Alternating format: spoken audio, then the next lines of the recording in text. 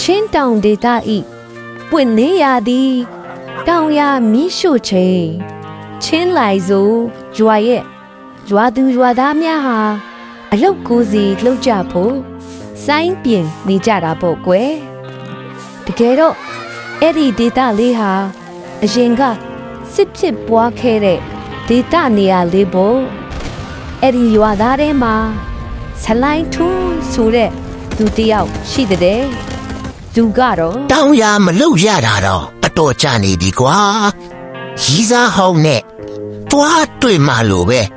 ရင်တွေဘာတွေတောင်ခုံးလို့ဟာ တတိလဲထားအောင်နော်ရီးစားဟောင်းနဲ့မတွေ့ပဲဘုံဟောင်းနဲ့တွေ့နေအောင်မယ် ငါ့ကိုဆရာကြီးလာမလုပ်ပါနဲ့ဟာဒီလိုကိစ္စတွေအတွက်သင်တန်းတွေညာကြီးငါတက်ဖူးပါတယ် ဆလိုင်းထွန်းတက်ဖူးတဲ့တင်တန်းကဘာတင်တန်းတော့ ဟူဟာလေဘာလေအိုးပုတ်ကွဲစေတတ်တော့ပစ္စည်းများအန်ဒီရဲ့အသိပညာပေးအဲ့ဒီသင်တန်းလေကွာဆီယာမချောလေးကသင်ပေးတာကွာဟာကဲအစင်သေးဖြစ်ရင်တောင်ရစီကိုတွားကြရအောင်ဟေး ဒီလိုနဲ့ဆလိုင်းထွန်းဟာ over confident အလွန်ရှိပြီးစစ်ဘေးရှောင်ကတဲ့ကမရောက်ခဲ့တော့တောင်ရစီသူပျော်ရွှင်စွာထွက်သွားပါတော့တယ်ပြီးတော့လမ်းမှာလဲတွေ့တဲ့သူတိုင်းကို ဟေးမင်းတို့တွားတာလာတာတတိထားကြနော် ငယ်ငယ်ကလေးကတွားနေလာနေကြလမ်းတွေပဲလေစလိုင်းထွန်းရဲ့ ပောက်ကွဲစေတတ်သောစစ်ကြံပစ္စည်းတွေကမိတ်ဆွေရန်သူခွဲခြားတတ်တာမဟုတ်ဘူးတာဝန်ပြီးဆုံးလို့ပင်စင်ယူတာမျိုးလဲမရှိကြဘူးမပောက်ကွဲမချင်း24နာရီပောက်ကွဲဖို့ထိုင်ဆောင်နေကြတာဟာ ဒီလိုနဲ့စလိုင်းထွန်းတို့အဖွဲ့ဟာစစ်ဖြစ်ပွားမှုပြီးထန်ခဲ့တဲ့နေရာစီတဖြည်းဖြည်းနဲ့ချင်းကပ်လို့ရောက်ရှိလာကြတာပေါ့ကွယ်အဲ့ဒီချိန်ရုတ်တရက်တော်လန်းဘေးမှာတန်ကြီးတက်ပြီးတပိုင်းတစ်စမြုပ်နေတဲ့ထူးဆန်းတဲ့အရာဝတ္ထုတစ်ခုကိုတွေ့သွားတယ် ဒါကြီးကမသိငါစရာပဲကစွန်းဥလိုလိုညဥလိုလိုနဲ့ No တားလေဒီနာမလာနဲ့ကဲအားလုံးဟိုးအဝေးကြီးမှာတွားပုံးနေကြနော်အန်ဒီရဲ့ရဲများတယ်အဖေစူးစမ်းကြည့်လိုက်အောင်မယ်ဘာကြီးလဲမသိဘူးစူးစမ်းကြည့်အောင်မှာပဲ အတွေ့အကြုံရှိတယ်ဆိုတဲ့မာနနဲ့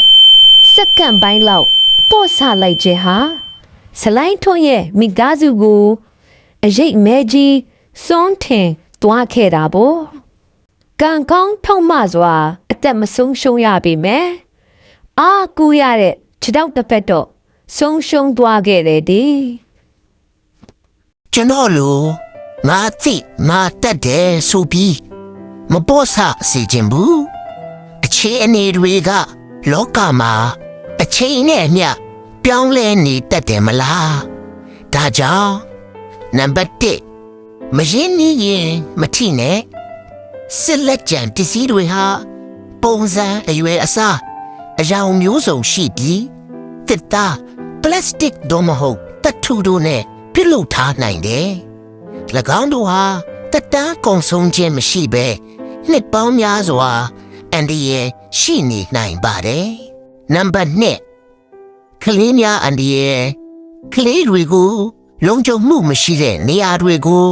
မတွားခိုင်းမကစားခိုင်းပါနဲ့တွေ့ရပစ္စည်းတွေကင်တာကောက်ယူတာခုနဲ့ပြစ်တာမီးနဲ့ရှို့တာမျိုးလုံးဝမလုံးမိစေပါနဲ့သူတို့ဟာတောက်ပတဲ့ပစ္စည်းတွေကိုကစားစရာတော့မဟုတ်ဘောလုံးထင်ပြီးကောက်ကင်တက်ကြလို့ပါပဲနံပါတ်3ကိုယ်တိုင်ရှင်းလင်းရေးမပြုတ်လို့ရန်စနစ်တကျလေ့ကျင့်မှုနဲ့အထူးပြုတ်ကရိယာမပါပဲမိုင်းများကိုယ်တိုင်ရှင်းလင်းခြင်းတော့မဟုတ်အသက်မဲ့အောင်ပြုတ်လို့ခြင်းညာသည် နိမိကိုနဲ့အနီးနားရှိသူများကိုသေဆုံးထိခိုက်စေနိုင်သည့်အတွက်ညီသည့်အကြောင်းနဲ့မျှမပြုလုပ်သင့်ပါ ဒါကြောင့်ငါတို့လည်းဒီဆောင်ပုတ်လေးကိုမှတ်ထားကြမယ်နော်မတိရင်မထိနဲ့မရှိရင်မကြည့်နဲ့စစ်လက်ကြံဟူသည်မြရှောင်ရှားကြ